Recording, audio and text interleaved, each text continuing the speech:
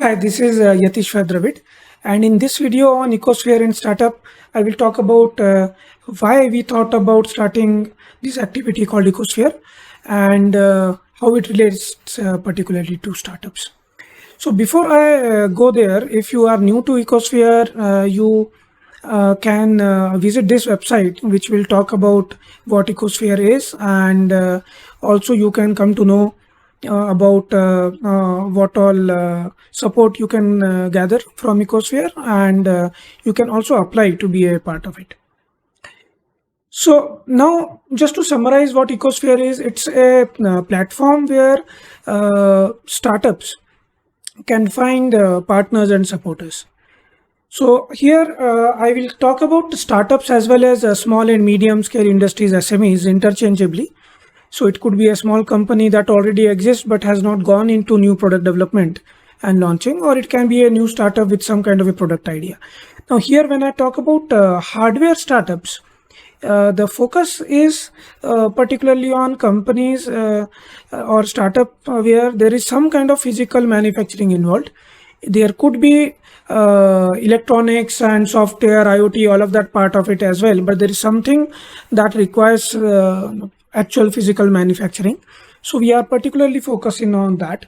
And why we are doing so is because in our experience, we have seen that it's much difficult to get into a hardware startup launching a new product. And so the support is also lacking to actually take forward startups in the non-IT domain where there is some manufacturing. So on this, I can briefly tell you about my own personal experiences. So this was back in 2005. I was in my third year of engineering, and I had made some product, which I thought that it is something that a lot of people will like using. And so I wanted to put it in the market, make people to use it. So on that, I started with this startup around that time, and this was again around 2005. I didn't have any money, and I couldn't get any kind of investments for a hardware startup around that time, but I had enough that I was able to put together some kind of a DIY kind of prototype. And I didn't have any networks and connections how to start a company. I was clueless about it, but later on I was able to understand and get into that. And I did not have any kind of a manufacturing knowledge at all. Okay, now it's one thing that you make a prototype or make a DIY kind of a thing at home, but it's a completely different ball game when you are making a product which has to be mass manufactured and shipped to people, and people will use it. It should be usable, and then there could be complaints and how to handle those complaints, replacement, after sale service. There's a lot of things that makes a manufactured product kind of a startup complicated. It's similar to do something like an app development. There also, of course, you need a lot of effort, but you can still get a computer and you can actually work, create a website or create an app kind of a startup. Then as far as business acumen is concerned, I was again quite young that time, though I definitely felt that what I want is to make is definitely supporting a need, an unmet need, and people will be willing to pay for it and use it. So that was there, but then there are a lot of other aspects of putting a business together. Certainly I was lacking on those, and I had no experience on dealing with vendors. Okay, and you need a lot of different kind of vendors who will help you in manufacture, procure component, as well as you need a lot of professional expertise, like getting into patenting the product and marketing. A lot of other things are there. And maybe this was the good part, that I was blissfully ignorant about the more than 24 compliances that are required to actually have a factory or a manufacturing business. Okay, even if you decide not to have a factory, there are still a lot of compliances that you will need in order to put up a manufacturing kind of a business. And then there are a lot of legalities that I was completely unaware about. And then there were a lot of travel restrictions as well. So these travel restrictions was more because I was like young enough, coming from a small city. I had not traveled by myself to any bigger cities where all these resources and expertise is available. So that was also there, played some part. Now, when I had all of these things, all of these constraints, but the idea that I had, that I believed in significantly, and though the idea itself was not enough, but I think having that deep conviction, that was enough to get me started. So I got started. I was able to garner support from friends, and shared my idea with them. They also found that it is meaningful and something has to be done about it. I gradually I also got certain some support from relatives. They also liked this idea and offered certain support to me. Then getting support from family is the hardest, as you know, coming from a middle class family with no kind of a business kind of a background at all. So your family is the most concerned about your future, and that's why they genuinely care. And for them to allow you to get into something like this risk of a hardware startup, that is also pretty hard. But then there are certain ways that I actually managed to garner some support from family as well. And I was fortunate to get support from a entrepreneur who has built a manufacturing company right from scratch. So left his job and started a business in manufacturing, and reached it at a level that it's thriving for multiple years. And that was something that helped me enormously when I got from a prototype to a more like a pilot production kind of thing. Even engineering the prototype, that I had not done. So I got all that support, understood all the things that I need to consider when I'm getting into a physical product, all the taxes and octroys and the component sourcing and putting all these things together, sales support, of course, patenting and all, and also where you cannot the legalities, as well as where you have to not bother about legalities that much. So it's all about timing. So you have to proceed very fast, and things can be made right later on also once you are into operation. So that all is a lot of wisdom that is there in these SME industries. And this is something that was back in around 2005. This is what experience I got. Much later on, maybe around 2011 to 15, I again started understanding the kind of potential learnings that this group of industries have, this class of industries have, the small and medium scale industries. So more on that later. So with all this conviction and this support, I was able to start traveling. I went to multiple trips to Hyderabad, Pune, Mumbai, Delhi, also Bangalore. So I was able to do that, and my engineering was also going on parallelly. So almost all weekends I will be in these cities trying to do my thing, and back in Bhopal for my engineering. And I was able to connect with a lot of professionals like the engineering design, industrial design, sourcing, patenting. So I was able to connect to all these professionals and take their help in building my startup. And then again, I was able to connect to a lot of different vendors. And yeah, this was hard, connecting with vendors. It's pretty hard to actually source components for a product that you are developing from scratch. It's easy to find a replacement component or a spare part for something, but when you are conceptualizing a new product, it's pretty difficult. What will you tell a vendor that what do you want? It becomes quite difficult. And around that time, no information about vendors was there on internet. So back in 2005, now these things have improved a lot. Google Map itself has so much information that you can find out where your kind of components or where is that best market for that.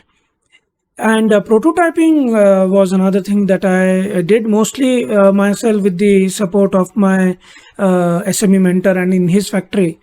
And that I did. And doing prototyping is hard. Certain things you want someone else to do it for you. So that again is pretty hard to get some other industry to do help you in prototyping.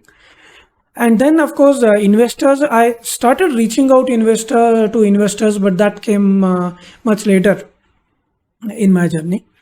So I remember that while I was doing all of these things, I ended up also taking a office for my new company. And the day that I put up my business company's name board, that night I got some news, and that was like completely off my radar. It that one news changed my path completely. I couldn't focus on startup, and then I got into doing a master's in product development and design from IISc. So I continued learning more about product development, manufacturing, launching, as well as I got into the Bangalore ecosystem and started connecting with the startup ecosystem here, and also approached investors. So now, even now, if what I feel that starting a startup is not easy.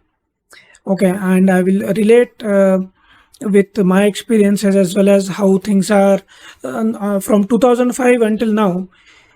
The access to funds, the situation has improved a bit, certainly for startups now.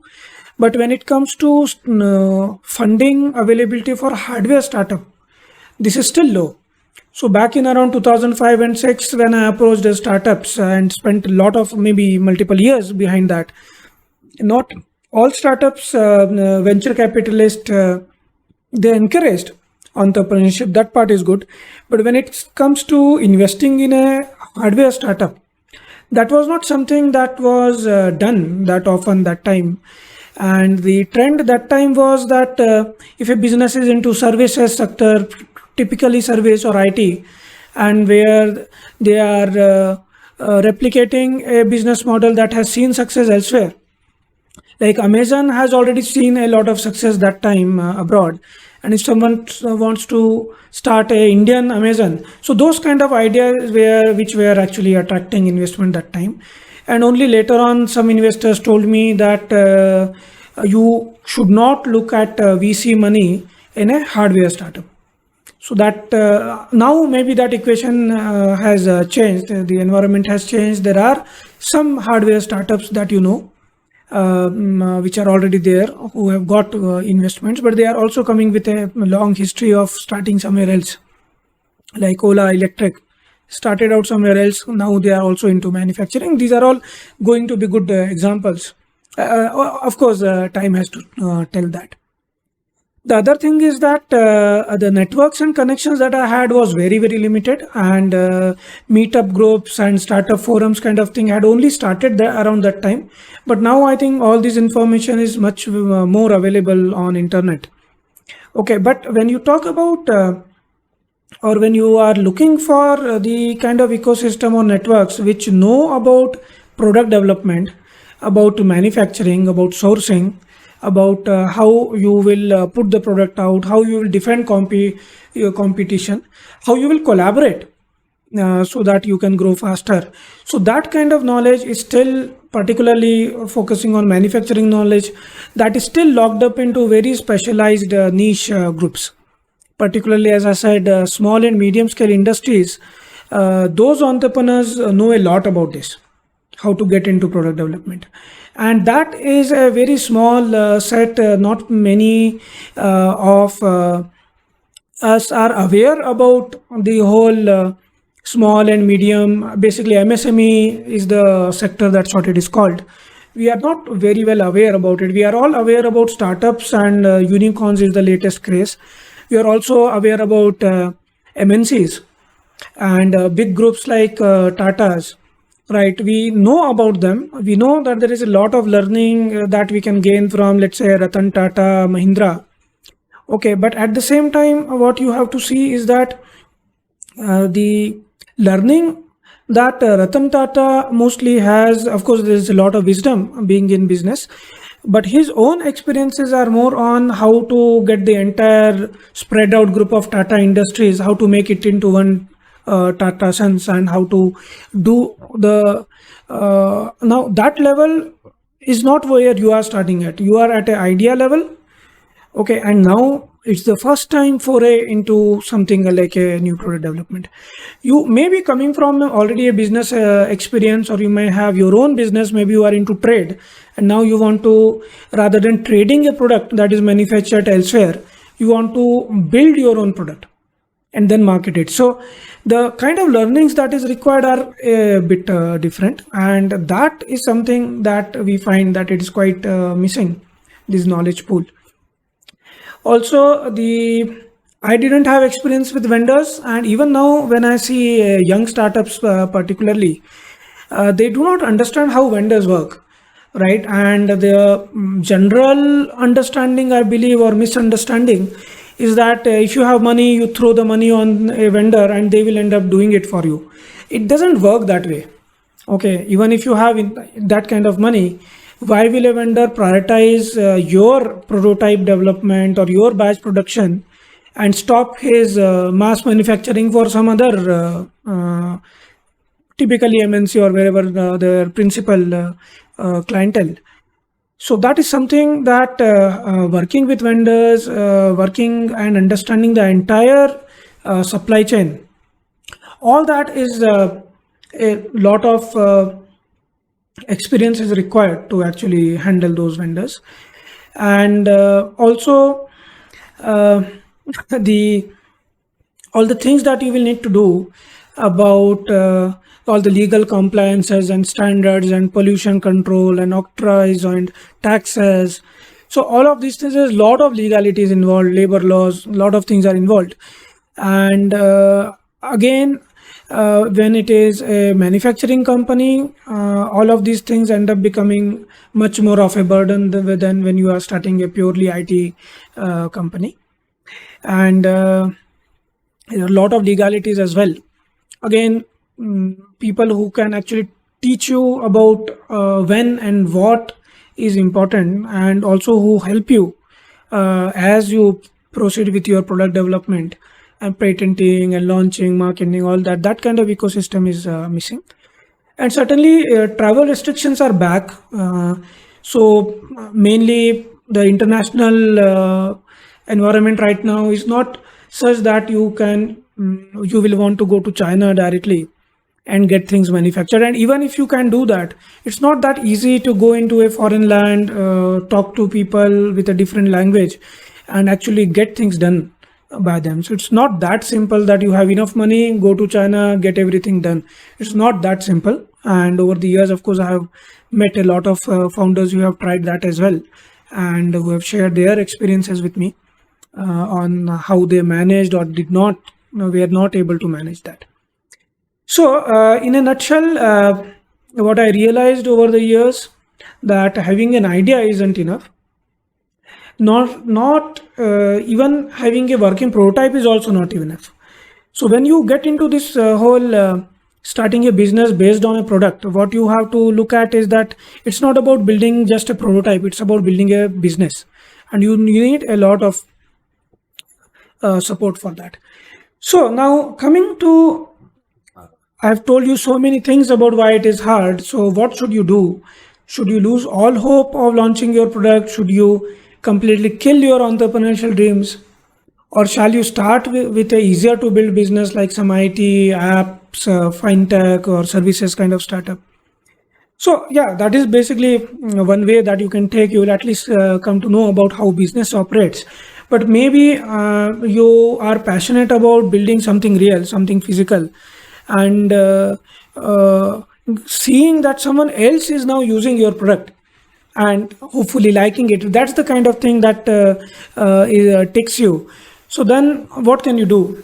So one is that should you wait until you learn all about product development and how they are launched and all that, or should you wait for the ecosystem to catch up?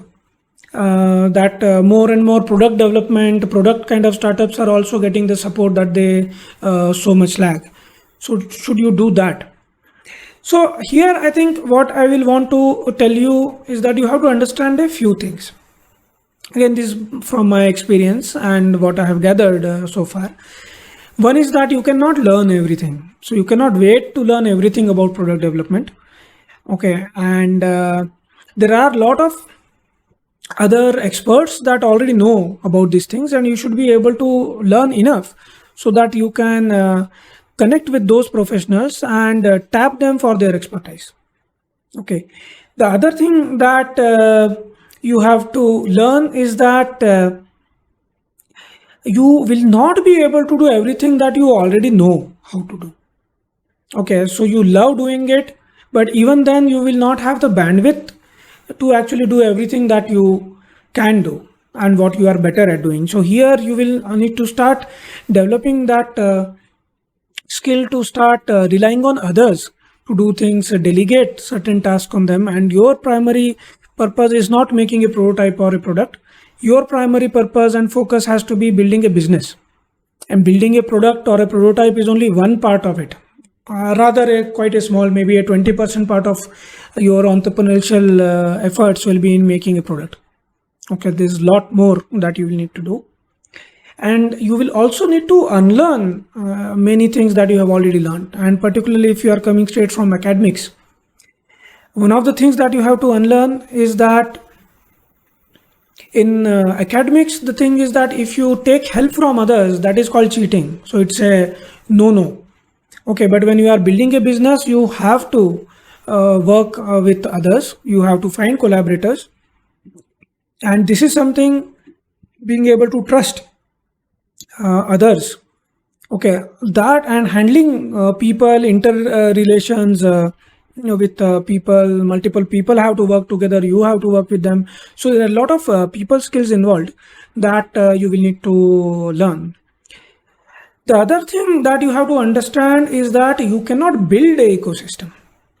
Okay, you can always plug into an ecosystem, but you cannot build an ecosystem for you. So it will just take too much time. Of course, I have spent all of maybe a decade or more to start putting this ecosystem together. When I started on this journey, of course, putting my own startup, that took the back seat, and I was quite thrilled and passionate about this part, that what all needs to come together to actually create such a ecosystem. So now the thing that you can do is that you can plug into such ecosystem and you can gather your own support group from people from this ecosystem. So this is where I move to the next thing, that people matter. Okay. Now the thing is that when you are building up a startup, you need a lot of things. You need finance, investments, you need some recognition. People should find you to be credible. You need talent to work with you, become your co-founders or the co-founding team or employees. You need a lot of different kind of resources, particularly in hardware startup, you need physical resources as well. It is not just enough to have a laptop. Okay, you will need a lot of manufacturing kind of spaces and a lot of travel, logistics, all of that, and knowledge resources, more importantly. And you will need expertise, different kind of professionals you are going to need who can pitch in to their part of building your startup, who can also help you understand the entire business gamut and help you strategize your entire business model. Okay, and also, of course, you will need customer base. You will need all these kind of networks as well. So now the thing I want you to think about for a bit is that whatever you need, where does it come from? Okay, of course, you will put two things together and make something for yourself. That is definitely there. But whatever you need, whether it is money or talent, someone else already has it. Okay, so you need money. You are never going to find suddenly a lump of gold which no one will claim. If you find you are lucky enough to find a lump of gold, always there will be someone who will say it is my property because you discovered it on my land, right? So what I'm trying to say here, that anything of value, someone already has it, right? And you need it. How will you get it? So one is that you can fight them, or you can steal it from them. But better approach is to appeal to them. So someone has the right kind of investment capital, you appeal to them that you are a better candidate, your business is a better candidate for their investment to multiply. You find a talent, there are people who know something that you don't know and you need that. Appeal to them that they are willing to work for you. Okay, so this is where you have to get into that, make your own idea their idea. Okay, so if the kind of conviction that you have in your own idea, when others also start believing in your idea, they will come forward. They will come forward to contribute. They may want something in return. So if a talent is joining you, you have to compensate them. If an investor is coming, they will want some kind of a return of investment. There will also be a few people who will want to help you because they are excited about the venture that you are doing. They might also come and help you pro bono. But I will want to tell you that businesses cannot be built on favors. Okay, so favors are important. That is what gets you started. But eventually you should engage with people professionally. So if you want long-term support from someone, you should engage with them in a clear-cut engagement, whether what you put to the table, what they put to the table, and how the business's risks and rewards will get shared in time when that comes forward. So it's quite important that you share your ideas. So if you keep your idea to yourself, okay, it is logged into your brain. See, the thing is that it will rot there because all ideas have some kind of a shelf life, right? And timing is very important. When you have got an idea, around 10-20 people would have got the same idea, and out of that, half of them might already be working on making that idea a reality. So this is something that you should realize, that ideas, though it might you may think that it is a very, very unique idea, but ideas also develop in response to what's happening in the society. And though you may believe that you are the only person having that idea, sometimes, in most times, it is not true. It's only very rare that you have a very unique idea that no one else knows. But even in that case, you will need to share the ideas with others so that you can garner the kind of support to make it a reality. Okay, so here when I talk about that these ideas will multiply, ideas grow the more you share, and they will become the idea of the entire team. It's an idea of the collective. Okay, and this collective is not only your company, your employees, it extends to the kind of partners and facilitators, people who can support you. And even you can think of it as a society at large. So if your customers also believe in your idea, so your idea becomes an idea of your customers, right? Then is when you get momentum. There are multiple business models where the customers play a very important role. Okay, so you can explore that direction as well. So this is one thing that I wanted to emphasize here. Now coming to the ecosystem and what is missing. So the ecosystem for hardware startups, as I have been saying throughout this video, startup ecosystem for non-hardware or IT kind of IT and services startups has matured a lot now. It's quite fashionable to get into startups nowadays as well. It has its own problems. But coming to hardware startups, why I am saying that all the ecosystem is still not there yet? Mainly because the knowledge that is required in developing a product, that is missing. We don't have many institutes in India who have formal courses in product development. IISc happens to be one of them. And the other thing is that there are not many success stories. about investors investing in a hardware product and it actually able to grow that multifold. As you may have heard that venture capitalists will want a 10x 100x kind of a return, and hardware product companies are not able to scale that fast. It's easy to copy paste and make millions of a mobile app, right? But when you are making millions of a product, the basic laws of nature itself is different when you are trying to make something physical, and it will not scale up that fast. Certainly there are a lot of business models that have to be thought about, which is a product as well as services, and the services can scale significantly faster. So those kind of things, models exist, but the investment market has not seen these kind of transformations happen. Okay, now the other thing is that why all these things are missing, it's a different topic. I will talk about it maybe later on. We think that government has not done its thing, that's why it is missing. So of course government policymakers can do something about that. They are already doing a lot of activities when it comes to manufacturing. There is a Make in India kind of initiative that is also there, and a lot of indigenization schemes are there as well. But if I just tell, even culturally, we have lost making as a culture.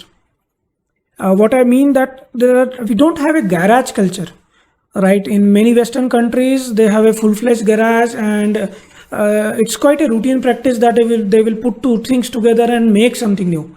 They will solve their own problems. Okay, but in India, very rarely people have this kind of a setup. There are multiple houses, they won't even have a screwdriver. Forget about 3D printers. Okay, but all this thing is there. There can be a lot of debate about why it is missing. But this video I am focusing on what is missing and how we from IISc we have thought about what kind of this ecosystem needs to be designed. And we have already worked on that, and we have set out to design such an ecosystem. And this ecosystem, fundamentally, it needs first of all a network of the right kind of people who you can trust. Okay, so the expertise have to be coming from all walks of the entire value chain of product development, right from conceptualizing business, sizing your market, to real product development, engineering, sciences, design, validating customer needs, right? And then the legalities of patenting, putting a product together, legal patent laws and legal laws, labor laws, all of that. And also scientists and investors and marketing partners and retail partners, as well as talent. Talent is one very important thing, and you should be able to get a place where you can actually go and you can maybe individual entrepreneur, you find co-founders there. Along with co-founders, you start a startup, you get someone to help you incorporate a startup at the right time also. And then you get certain support and you are able to make some 10 prototypes.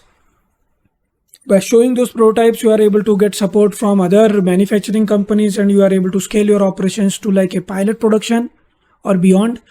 And as a joint venture, perhaps with a manufacturing company, you want to go even bigger. So you want to connect with Walmart supply chain, you want to use Amazon as your retail partner. So you need the ecosystem which can actually facilitate your entire growth, right from ideating to like really growing a business, even eventually becoming a MNC. So this kind of ecosystem which is focusing on product development, and where no matter what is your starting point, you can share your ideas and you can see whether they resonate with investors, they resonate with other strategic partners, and whether your mindsets match, and you are able to form collaborations and accelerate your product development.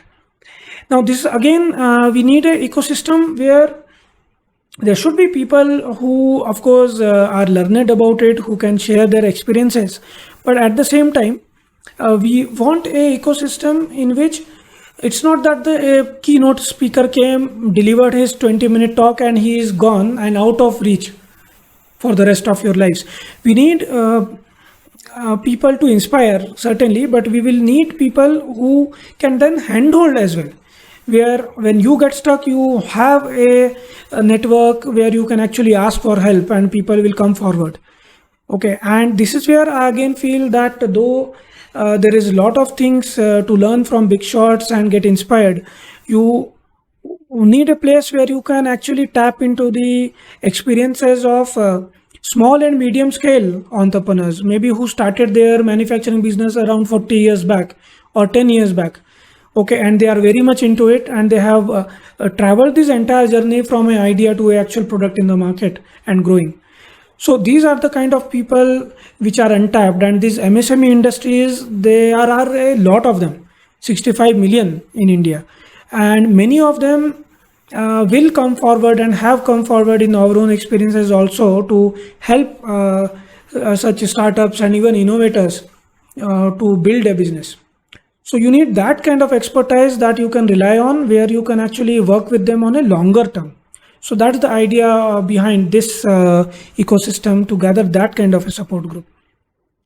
So here you will be able to connect, as I said, you can be from an innovator to a startup, from startup to strategic partners and investors, and together you are also able to connect to your customers. It could be B2B customers or B2C customer, B2G customer. You are able to forge that initial beta customers kind of relations and get your early orders. Beyond that, you can get to grow into a small scale industry or medium scale, or even connect with the MNC and build your business and scale it up forward with their support. So this is the kind of ecosystem that we have conceptualized and we are started creating here. And now I will just switch topic to the name EcoSphere. So when we were ideating or brainstorming on this, what to name such an ecosystem, we were discussing ideas that it should cover the entire ecosystem, the entire value chain of innovation. And here ideas should find resonance. There should be a way to share ideas and build upon them, and a place where which supports sustained growth. So the sphere of influence that you have, you started with your own ideas, your friends, you were able to garner their support, then your sphere of influence even expanded to include your relatives and uncles. Then it has to expand further to get some support, financial expertise, professional manufacturing. Then the sphere has to even grow. Your operation starts in a small city, it spreads out to the entire country, even entire globe. So it should support this kind of growth of your sphere of influence. So of course, a good name should be simple, short, and effective. So we were ideating on all of these things. And then one of our early innovators, entrepreneur, Atul actually came up with this idea of calling it EcoSphere, because it kind of represents the ecosystem as well as the resonance and the growth. So Atul is also went through this journey. In fact, it's a side topic, but it was the journey that he went through. I will ask him to make his own video explaining that. That actually gave us the confidence that we can start with ideas, connect other industries, do some kind of a JV, and actually take it forward. So that could be a separate video that I will ask Atul to talk about, and he will explain his journey, what he has gone through. So now, coming back to what is EcoSphere, you should look into this website, and you can also register there. And now I will thank you for spending all of your time and attention in going through this video. And also I will thank in advance for your participation to make EcoSphere a reality. So as of today, what is EcoSphere? It is meant to be a lot of things, but as of today, it is a concept. Maybe it is moved beyond the idea level, And we have put up this web page. Already there are some 60 startups who have applied, and their pitches will be there soon. And these startups, once we have a high quality startups on our platform, that will attract investors and strategic partners. Once we have that, we will attract more support, possibly government support as well. And slowly the entire ecosystem will start taking place. It's basically like converting a barren field to a thriving forest. So you start with few species, but you grow grass, certain animals will come, all of that, even the vultures and sharks will come. They are also needed, they have a place in the ecosystem. So all of these things will start forming together, and I hope that we will be able to build with your support such an ecosystem where the support from our side will also be extended to coordinate such a facility and do a lot of activities around this. So I will also want to I invite comments and discussions on this YouTube video itself. You can put your comments and suggestions in the comment section. And I have I will put up certain links in the description. It's a interesting video with explainer animations and all that. So you will come to know what the TIME² is about, okay, and what is our vision, okay, and that will help you understand what role EcoSphere plays in the entire big picture. And there's another video that is into where I have introduced myself. So other than introducing myself, I have introduced the parent organizations that I represent, Indian Institute of Science, as well as Society for Innovation and Development, all the way through TIME², the department that I had at SID. So I invite you to look at that video as well. And with this, I think I conclude this video, and I will like to go through all of your comments and reply to them. But this is also something time constraint. So this making this video has been my more a passion project. I have spent last almost 1 month, all weekends, on making this video. So I will try to answer all of your questions in one way or the another. And thanks a lot again. And let's hope we work together soon. Thank you.